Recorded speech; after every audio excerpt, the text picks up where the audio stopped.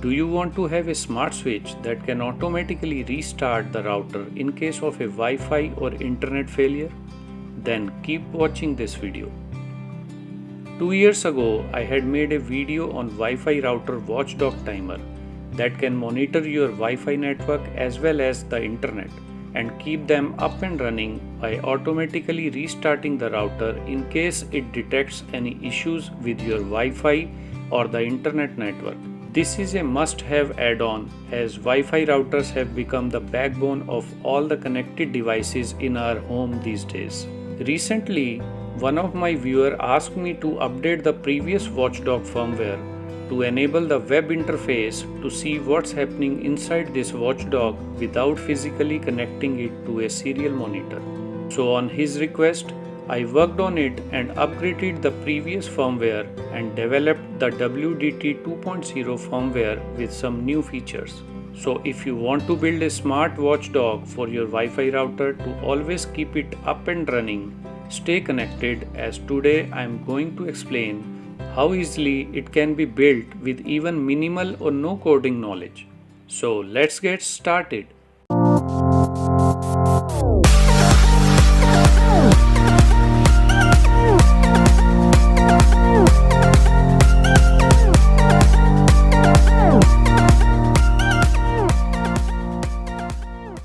For me, a Sonoff Basic switch has everything that we require to build this watchdog. But if you don't want to use a Sonoff, you can use any other Wi-Fi smart switch available with you or can build a DIY version around a D1 Mini or any other ESP8266 based board. To start with, download the WDT 2.0 firmware as well as the Tasmotizer from the links provided in the description below. If you don't know how to flash a Sonoff, do watch my video number 19 first for the same. Now connect the Sonoff to the computer using a FTDI adapter and put it into flash mode by keeping the onboard button pressed while inserting it to a USB port. Now open Tasmotizer, select the downloaded bin file and hit Tasmotize.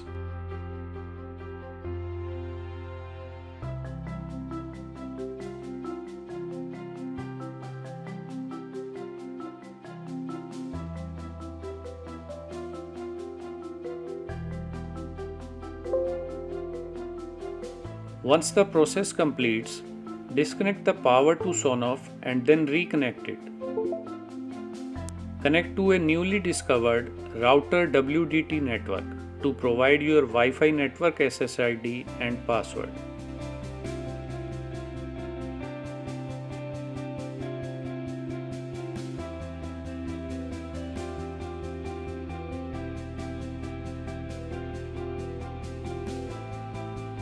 Upon restart, it will now connect to your router and you will see this dashboard thereafter.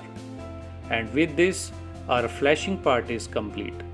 To configure it now, click Configuration and Configure Module. Here select module type as Router WDT by vccground and hit Save. And that's it. You have successfully transformed a Sonoff switch into a router watchdog. Just connect your Wi-Fi router to the output of the Sonoff and it will take care of all your network issues from now on. If you use Home Assistant or any other home automation system, you can configure this watchdog further to get updates about internet connectivity and router power control. For that, you just need to configure your MQTT server here.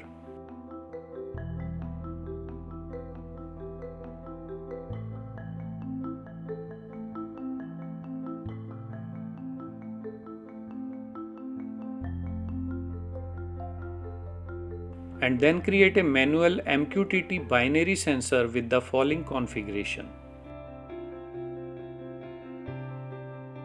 Save this file and go to Developer Tools and check the configuration for any errors. If everything is fine, reload manually configured MQTT entities. Now come back to the dashboard and edit it. Let's create two new entities of internet sensor and the router power control switch.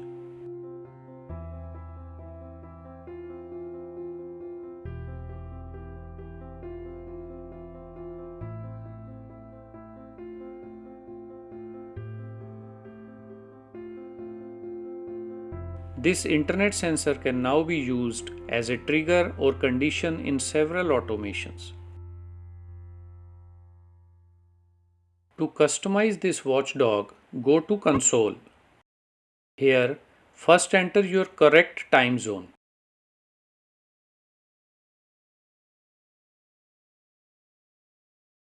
Then, there are two memory variables, mem1 and mem2.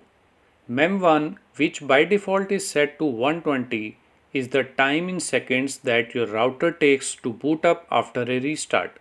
If your router boot up time is below 120 seconds, leave it as is, otherwise change this value to a higher value by command mem1 and the new time in seconds. And now that value has been stored and will stay even after a power outage. Similarly, mem2 value, which by default is set to 5, is the time in minutes to ping a web address, which in our case is google.com. You can change this time interval also by command mem2 and the desired value in minutes. When you power the watchdog, it immediately turns on the router power and its LED will keep blinking until your Wi-Fi network is up and running. Then every 5 minutes, the watchdog tries to ping google.com to check the internet connectivity. If everything is fine, the LED blink once and it will send an MQTT message to Home Assistant and updates the internet sensor state. Anytime if it is unable to access google.com, the LED will turn on solid to indicate a problem and the internet sensor state gets updated. Then it waits for another 1 more minute to reconfirm the internet failure before restarting the router. If it fails to ping again, it turns off the router for 10 seconds and then turns it back on. Then it waits for 120 seconds to let the router boot up. Once the Wi-Fi network becomes available, it again tries to access google.com after some delay. If it's able to get a response from Google, then the LED goes off to indicate issue resolved and the internet sensor state updates. If internet is still not working, it follows the whole process one more time and restarts the router again. If the internet is still not working even after the second restart, it will assume that the issue is from the ISP side and it then waits endlessly for it to resolve itself. Meanwhile, it will keep on checking for the internet access every 5 minutes. Whenever it finds it working, it will turn off the LED and update the state to Home Assistant. If for any troubleshooting reason you want to bypass the watchdog, press the Sonoff button once. The LED will blink 3 times and it bypasses the watchdog. While in bypass mode, the LED keeps blinking 3 times every 1 minute. To activate the watchdog again, press the button again. The LED blinks twice and the watchdog returns back to normal mode.